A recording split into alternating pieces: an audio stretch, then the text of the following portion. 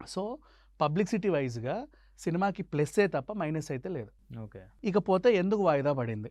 ఈరోజు ఇంటర్నేషనల్ వాళ్ళు మద్రాస్ హైకోర్టులో మాకు 28 కోట్లు రావాలి, వాళ్ళు people I mean 14 reels entertainments ఉన్నప్పుడు మాకు రావాలి.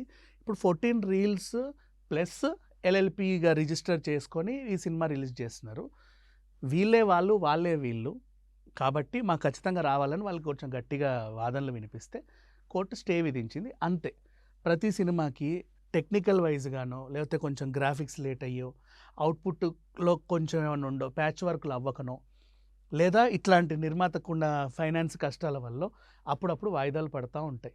సో ఇట్లాంటి ఇంత పెద్ద సిట్యువేషన్ని రెగ్యులర్ జరిగేదే కదా, ఏముందిలే ఓ రోజు మంచి రోజు చూసుకొని వస్తుంది అన్నంత పాజిటివ్గా మొత్తం ప్రపంచం అంతా తీసుకుంది.